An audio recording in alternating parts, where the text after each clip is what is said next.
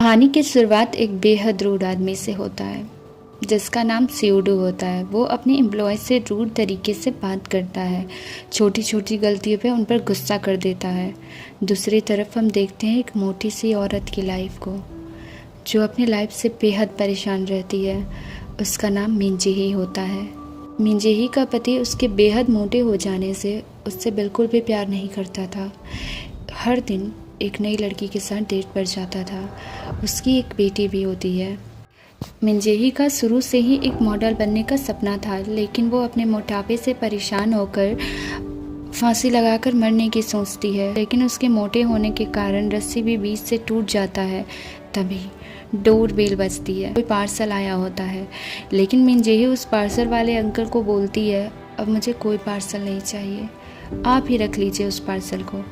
और वो बहुत सारी नींद की गोलियां खाने लगती है। तभी वो देखती है बालकनी से कोई रस्सी के सहारे लटका हुआ है। वो वही पार्सल वाले अंकल होते हैं। वो बोलते हैं, बेटा तुम्हारा ये पार्सल है, तुम ले लो।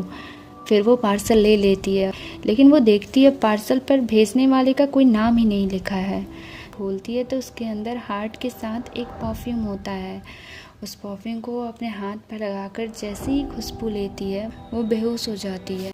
जब उसकी आंखें खुलती है तो वो देखती है वो बेहद खूबसूरत और पतली हो गई है। उसे अपनी आंखों पर तो भरोसा ही नहीं होता है। तभी उसके पति का मैसेज आ जाता है। वो बोलता है, कुछ देर में मैं आने वाला हूँ घर। वो सोचती है, आखिर ये हुआ कैसे? मुझे जब तक पता नहीं चल जाएगा मुझे छुप कर रहना होगा। और वो घर से भाग जाती है और अपने पति को मैसेज कर देती है कि मैं कुछ दिन के लिए बाहर जा रही हूँ किसी काम से। रास्ते में उसे एक ड्रेस पसंद आता है, लेकिन उस ड्रेस को ख़रीदने के लिए उसके पास पैसे ही नहीं होते हैं, क्योंकि उसके हस्बैंड ने उसका क्रेडिट कार्ड बंद कर दिया था। मिंजेही के हाथ से गलती से वो ड्रेस फट जाती है और बोलती है कि मैं यह ड्रेस बाद में ले लूँगी, मेरे पास पैसे भी नहीं है, आप मेरी आईडी रख लीजिए। तभी वहाँ पर सीयूडू के मैनेजर आ जाता है। वो मिंजेही को देखते ही सोचता है, ये लड़की तो मॉडल बनने लायक है, और उसे इंटरव्यू के लिए जीना नाम की एक लड़की के पास ले जाता है। फाइनली मिंजेही इतनी खूबसूरत होती है कि वो सेलेक्ट हो जाती है मॉडल के लिए। मिंजेही मेन मॉडल को देखती है तो वो सबके सामने गिर जाती है, और जब सीयूडू की नज़र उस पर जाती है तब वो उसको देखकर अजीब बिहेव करता है, मानो उसे वो पहले से जानता हो, और गुस्से में बोलता है, ये इसे निकाल दो, इसे किसने लाया यहाँ पर, मैं इसे दोबारा नहीं देखना चाहूँगा। फिर हम देखते हैं कि जब रैंप वॉक होता है तो मेन मॉडल जो होती है उसके हील्स के कारण उसके पैर मुड़ जाते हैं, जिससे उसके पैरों में बहुत चोट आती है और उसे हॉस्पिटल में भर्ती करना पड़ता है। मजबूरी में सीयूडू को मिंजेही को ही एक दिन के लिए मॉडल बनाने के लिए मानना पड़ता है।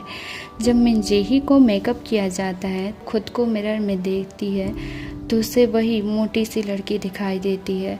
तो वो डर कर भाग जाती है और एक अंधेरे रूम में बैठ जाती है। तभी वहाँ सीयूडू आकर बोलता है, किससे इतना डर रही हो?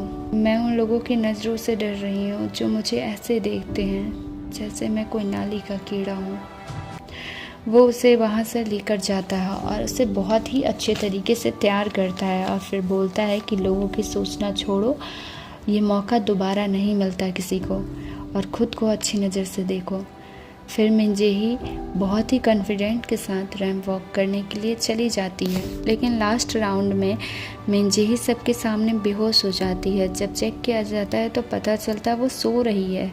मिंजेही कुछ समय पहले बहुत सारे नींद की गोलियां खाई थी, ये उसी के कारण हुआ था।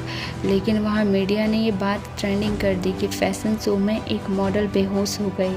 मिंजेही अपने घर जाने की सोचती है, और वो ये भी सोचती है कि वो अपने हस्बैंड को सब बता देगी, लेकिन वो छुप कर देखती है कि उसका हस्बैंड किसी और औरत के साथ आया हुआ है। उसे रोते हुए चली जाती है और रोड के साइड में सो जाती है।